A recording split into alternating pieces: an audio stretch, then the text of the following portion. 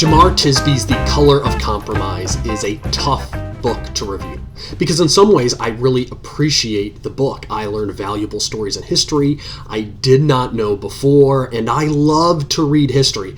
I think history makes everyone who reads it more wise, and one thing that we need a lot more in this world is wisdom. And a lot of this book was tracking the history of racism in the Church of America. And this story needs to be told today, so we don't live with a blind eye to the past, so as to repeat the mistakes and the division and the sins of previous generations.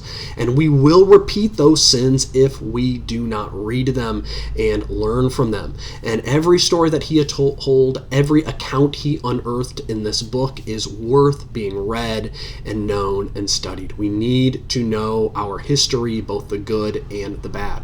And the majority of Tisby's book is history. History that we should know, history that should impact the way that we live. I give a ringing endorsement to the history that Tisby told, which is the majority of the book. But once you arrive at what I would guess to be approximately 3/4 of the way into the book, chapters 10 and 11, and even starting in chapter 9, once you get to the end of the 20th century in his tale of history up to the current events today, once you arrive to that point, I would encourage you to just pass on the book, because I find Tisby's view of racial reconciliation to be troubling. And what kills me is that it is clear once you get to the end of the book that the purpose of the book was not the first 8 or 9 chapters.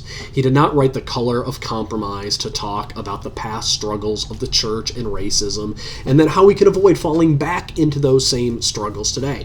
But for the most part, he accuses the late 20th and early 20th century churches of being just as racist as the churches in the South in the Jim Crow and slavery eras in America.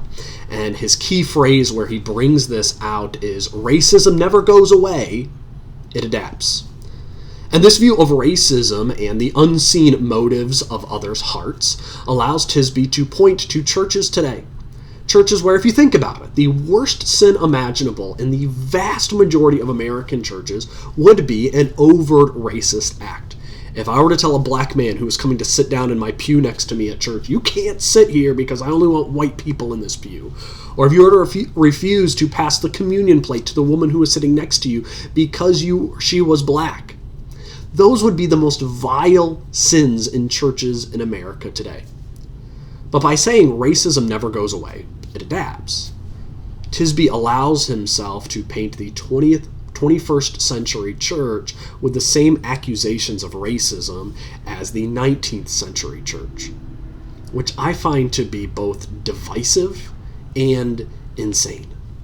Instead of using the past as a way to warn us of the ease to which we can fall into racial divisions, of the reason for why the African American church can struggle to trust the white church in America today, and then using that to unite us together, Tisby instead argues the white church has just adapted all of its racial actions and views to fit the white racism that is still in our hearts today.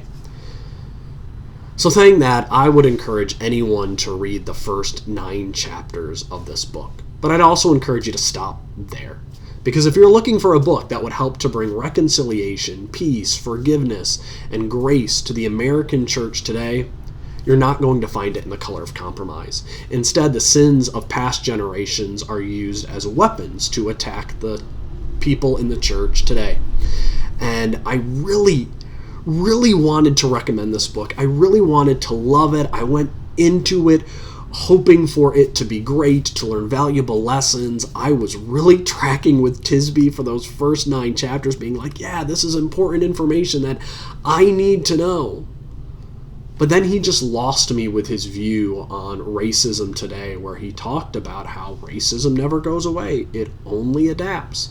And I think that those words and that view kill the possibility of true racial unity in the church. Therefore, I do not endorse The Color of Compromise by Jemar Tisby. And if you found this review to be helpful, I'd encourage you to subscribe to Rev Reads for future insights into the world of Christian literature.